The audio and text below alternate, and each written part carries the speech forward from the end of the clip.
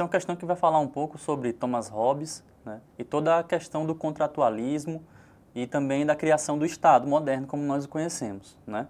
Então a questão fala o seguinte, começa com o texto do Leviatã, obra do Hobbes, que diz o seguinte: desta guerra de todos os homens contra todos os homens, também isto é a consequência, que nada pode ser injusto.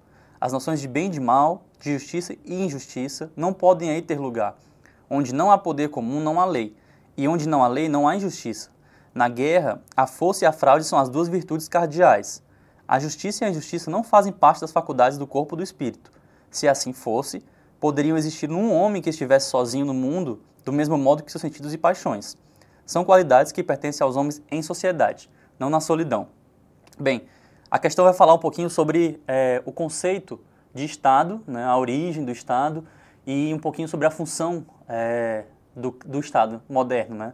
Então, o enunciado fala da seguinte forma: o pensador Thomas Hobbes expõe seu pensamento político acerca da origem da função do Estado em sua obra Leviatã, por meio da qual, e de acordo com o texto, a alternativa A vai falar o seguinte: de acordo com o texto, né, a ausência de uma ordem assentada na lei implica a ideia de injustiça. Ora, efetivamente, nós podemos discorrer sobre essa questão entendendo que, quando não há lei, né, essa ideia de injustiça, ela não pode ser aplicada em uma sociedade onde há uma ausência de uma ordem, né?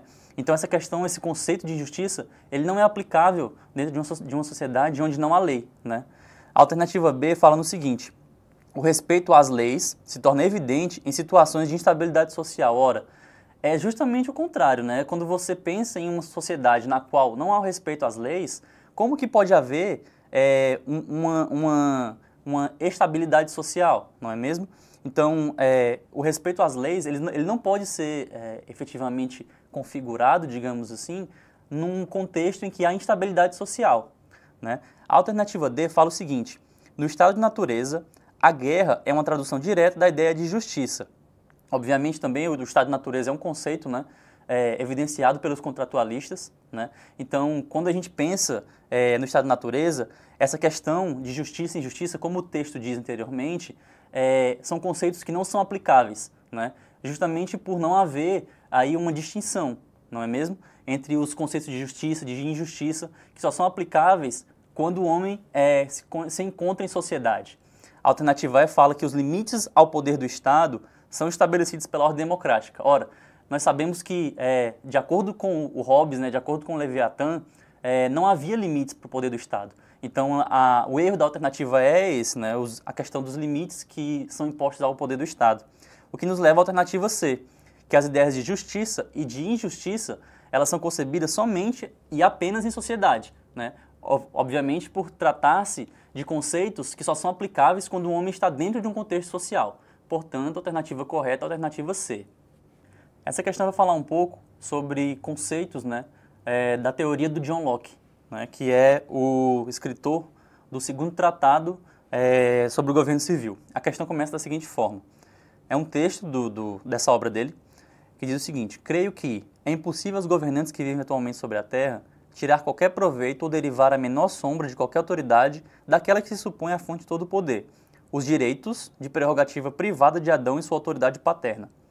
Assim, a menos que se queira fornecer argumentos àqueles que acreditam que todo o governo terrestre é produto apenas da força da violência e que em sua vida em comum os homens não seguem outras regras senão as dos animais selvagens e que o mais forte é quem manda, e assim justificando para sempre a desordem e a maldade, o tumulto, a sedição e a rebelião, coisas contra as quais protestam tão veementemente os seguidores dessa hipótese, será preciso necessariamente descobrir uma outra gênese para o governo, outra origem para o poder político e outra maneira para designar e conhecer as pessoas que dele estão investidas. Ou seja, o Locke ele vai falar um pouco, ele se diferencia um pouco dos contratualistas, né, dos outros contratualistas, por ele afirmar que o poder do Estado, né, a origem do Estado, estava não relacionada ao direito divino, né? Como ele fala ali no texto, a questão da relação com Adão, né, do direito que provém lá de Adão, o direito divino, mas efetivamente que emanava do povo, né? Então a questão vai falar o seguinte: tomando como referência o texto e os conhecimentos acerca do pensamento político de John Locke, é correto afirmar que, alternativa A, o Estado é resultado da vontade divina revelada por um poder espiritual na Terra. Efetivamente o que nós acabamos de contrapor, né? o Estado ele não é resultante da vontade divina, mas sim emana do povo, né, que dá poder ao governante. A alternativa C vai falar que a origem do Estado passa pelo controle, né, do estado de natureza dos bárbaros. Efetivamente, esse é um conceito que é muito voltado mais para o Thomas Hobbes do que para o John Locke. Então, como a questão pede para nós analisarmos, né, a obra do Locke, essa relação, né, desse controle do estado de natureza passa muito mais por ser um conceito do Thomas Hobbes, né? Então, a alternativa D, que fala que não é lícito ao povo a destituição de seu governante mesmo por vias legais. Ora, o Locke ele é muito conhecido justamente por dar, entre aspas, muito poder ao povo, né? Então, o povo, a partir do momento em que ele visse que o governante, já que ele, povo, dava o poder ao governante, a partir do momento em que ele percebesse que o governante não estava exercendo sua função da melhor forma, ele poderia sim, pela via que fosse, retirar, destituir o governante do poder. E a alternativa E fala que é condenável a proteção da propriedade privada, a origem de todos os males. Ora, o Locke ele também é conhecido por ser um detentor ferrenho do liberalismo, da propriedade privada, né? Sendo até conhecido como o pai do liberalismo, né? Então essa questão de condenar a proteção da propriedade privada é totalmente incoerente, né? Já que o Locke defendia veementemente a questão de haver a propriedade privada, o que nos leva à alternativa B, que o poder do governante é resultado de um contrato social entre os homens, né? Então, a partir do momento em que os homens cediam direito, né, a esse governante, o Estado tem origem em si. Portanto, a alternativa correta é a alternativa B. Essa questão traz um texto relativo a um dos momentos mais importantes da história contemporânea, o ataque ao World Trade Center. Vamos dar uma lida? Foi na TV de uma lanchonete do aeroporto de Curitiba que vi a imagem, um tanto onírica, de uma das torres do World Trade Center perfurada no terço superior e emitindo labaredas, que subiam num rolo de fumaça contra o límpido céu azul de uma manhã de outono. Naquele dia, George Bush se escondeu. Quando reapareceu, o mundo estava irremediavelmente transformado. Começava a Primeira Guerra do século XXI, um conflito que a Casa Branca crismou numa desastrada declaração inicial como uma cruzada em defesa da civilização. Interessante que quando observamos a política norte-americana, ela sempre foi marcada por políticas imperialistas. Doutrina Monroe, doutrina do Big Stick, a doutrina do dólar, representada pelo Plano Marshall, pela política da boa vizinhança e pelo Plano Colombo, e mais recentemente, a doutrina Bush. A doutrina Bush, ela se caracteriza pelo combate ao terror, a guerra ao terror.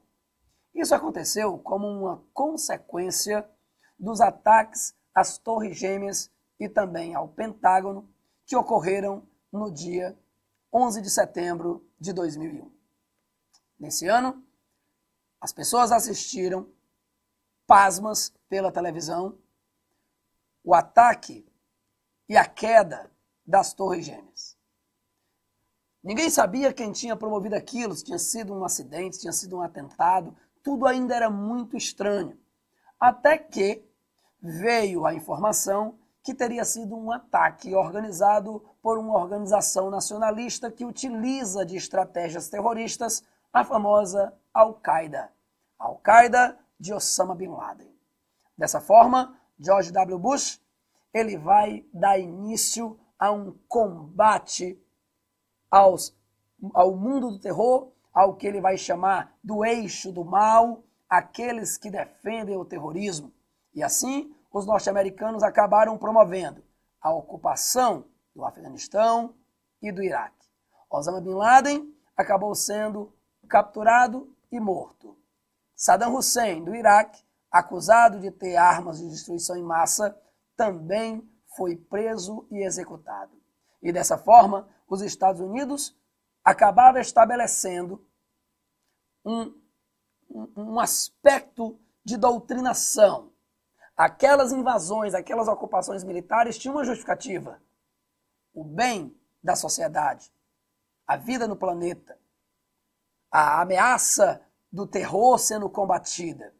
E dessa forma, é lógico, os norte-americanos teriam o respaldo da comunidade internacional para ocupar esses territórios. Vamos dar uma lida então nos textos aqui, nos nossos itens. A letra correta, então, você vê aí a letra E. A redefinição da política externa norte-americana, com base no direito de ações armadas unilaterais contra estados que apoiam o terrorismo. Então, você tem aí a famosa doutrina Bush, a guerra ao terror, a guerra aos inimigos da paz mundial, aqueles que iriam promover o caos. E dessa forma, os norte-americanos ocuparam territórios, exploraram essas regiões, garantiram seus interesses econômicos e permaneceram como considerados os salvadores do planeta, os que iriam proteger a humanidade. Resposta correta, letra E. Vamos comentar uma questão em que o texto base faz uma descrição da paisagem e que nós vamos ter que analisar, observando os itens, a ligação da paisagem com a realidade hídrica da região Nordeste. Vamos fazer a leitura juntos. Na planície avermelhada, os juazeiros alargavam 2 manchas verdes. Os infelizes tinham caminhado o dia inteiro, estavam cansados e famintos. Ordinariamente, andavam pouco, mas como haviam repousado bastante na areia do rio seco, a viagem progredira bem em 3 léguas. Fazia horas que procuravam uma sombra. A folhagem dos juazeiros apareceu longe, através dos galhos pelados da caatinga rala. Esse texto, ele é um texto de Vidas Secas, de Graciliano Ramos. É um clássico da nossa literatura. Percebemos aí uma descrição de uma paisagem, onde 2 elementos faziam uma caminhada e que essa caminhada demorou algum tempo e que essa descrição da paisagem ela vai ser cobrada aqui para a resolução da nossa questão, tá certo? Partindo para o comando. Esse trecho da obra de Graciliano Ramos descreve características do semiárido nordestino, onde o sistema hídrico é marcado por. Então vamos partir para os itens, ok? Sistema hídrico nordestino, baseado no que vimos no texto base. Item A. Rios de regime caudaloso, com cheias nos meses da estação invernosa. Estação invernosa seria para a gente aqui no Nordeste a estação chuvosa, estação de chuvas, o período em que as chuvas caem e vão abastecer os reservatórios. Entretanto, encontramos um erro quando diz que o sistema hídrico nordestino é um regime, ele tem como característica um regime caudaloso. Na verdade, regime caudaloso seriam rios de grande volume e rios constantes. O Nordeste, ele tem como característica no seu sistema hídrico exatamente o contrário. Nós temos problemas relacionados aos longos períodos de estiagem e o baixo nível dos rios e dos reservatórios artificiais nesses períodos de estiagem. Eliminamos então o item A. No item B, temos aqui rios de regime perene, exatamente oposto ao que acabamos de comentar. O perene é aquele rio que é permanente, o rio que não seca. Eliminamos também o item B logo no começo. No item C fala sobre rios encachoeirados, de correntes velozes, com grande capacidade de transporte de sedimentos. O fato é que o Nordeste não vai ter como principal característica do seu regime hídrico, do seu sistema hídrico, dos seus rios, a ideia de rios encachoeirados. Nós temos aqui alguns rios de planícies e rios que eles têm deficiências devido aos longos períodos sem chuvas, períodos de secas. Aqui no item D, eliminamos aqui o item C, ok? Item D, rica drenagem superficial, com cheias na quadra chuvosa de outono e inverno.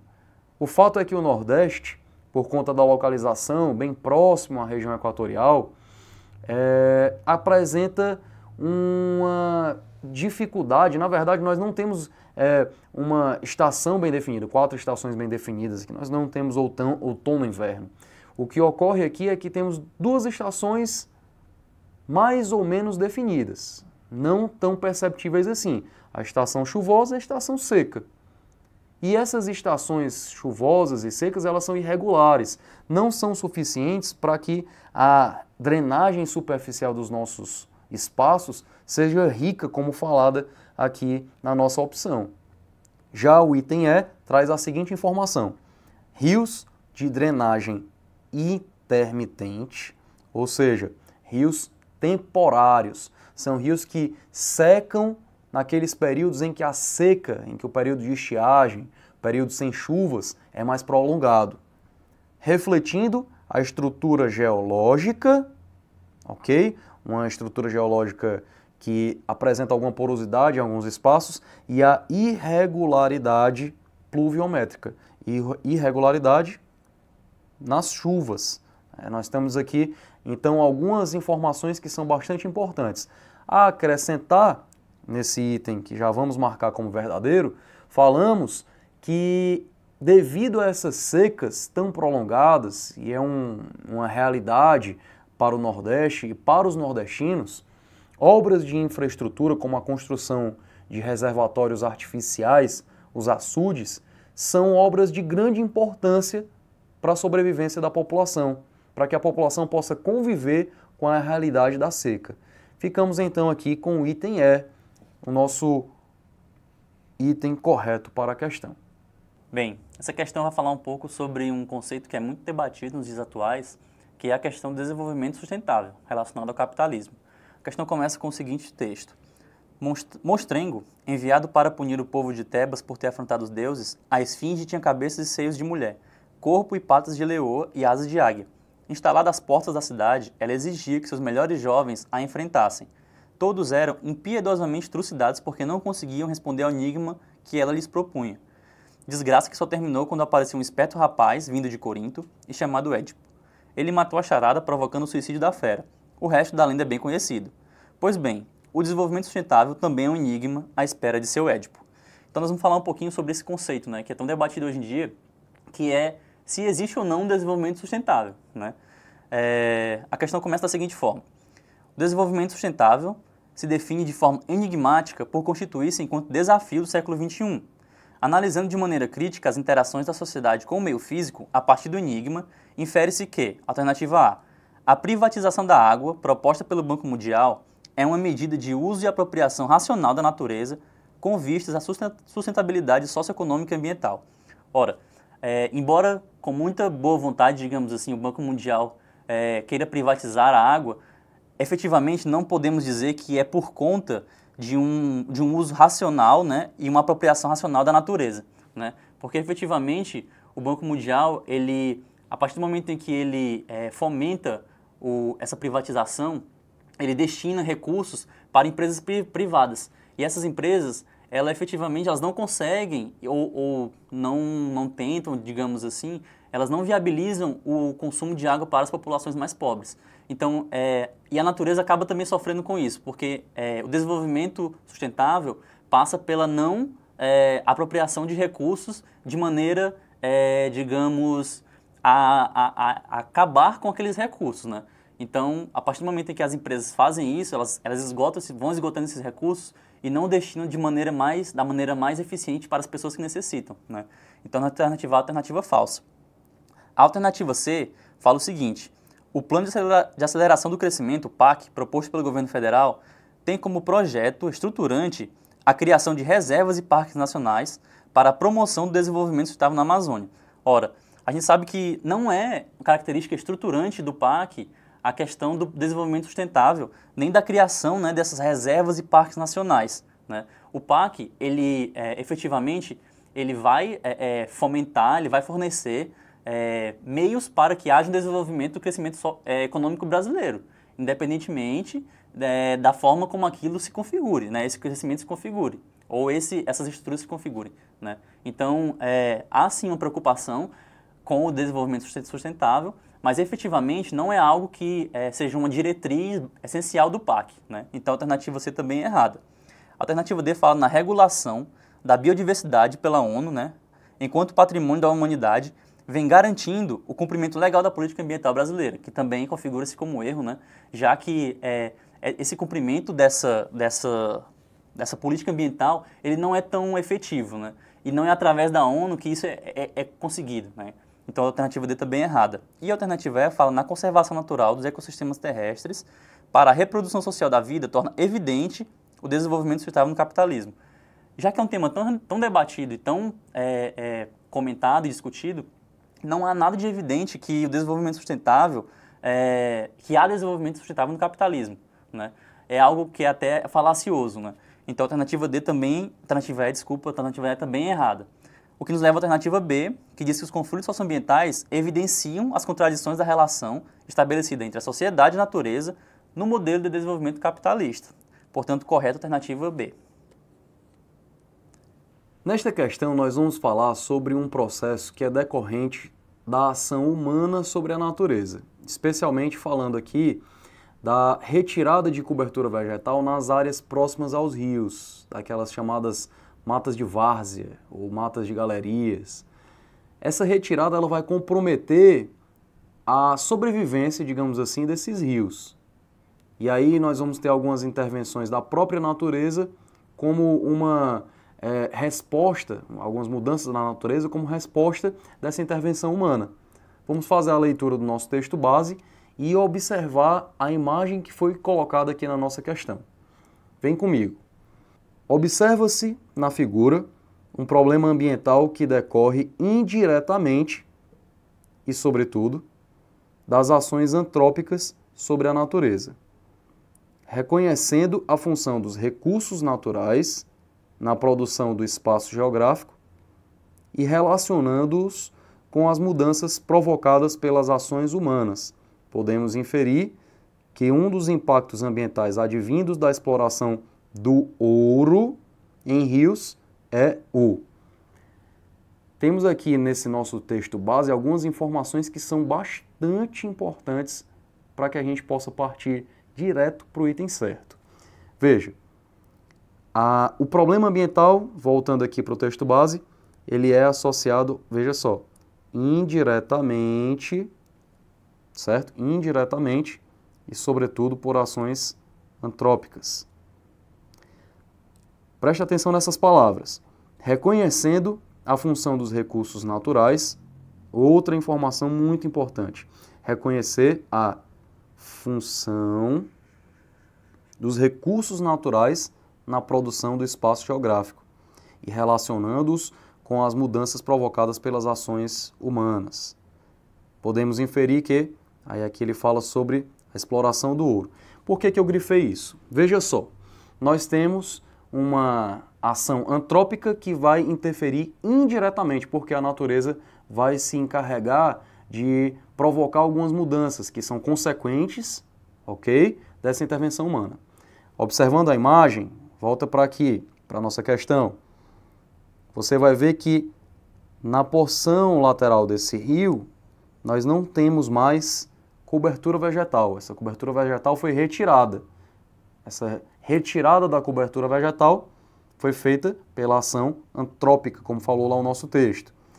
E aí, observando a imagem, nós falamos que a função dos recursos naturais é imprescindível, ok? Então, nós temos que reconhecer essa função.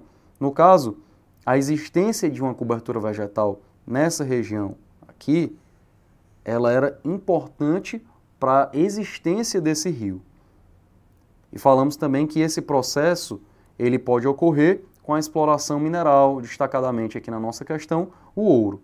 Pessoal, a retirada dessa mata de várzea nessas regiões aqui vai provocar um processo que nós chamamos de assoreamento, que seria o quê? O rio fica desprotegido, sem as raízes das árvores, e a matéria, que os sedimentos, vai acabar se depositando no leito dos rios. O que é que seria então o processo do assoreamento? Os leitos dos rios eles vão perdendo, com o acúmulo de sedimentos, a profundidade.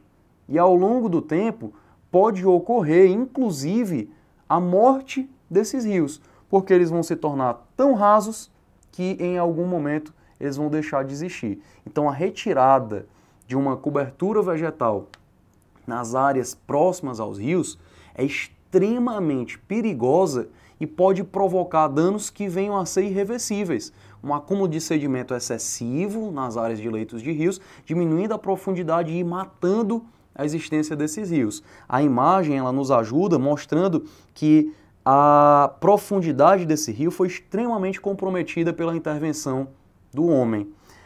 A partir dessas informações que nós acabamos de levantar, nós conseguimos visualizar já o nosso item correto, que seria o assoreamento. O item B, portanto, sendo a resposta da nossa questão.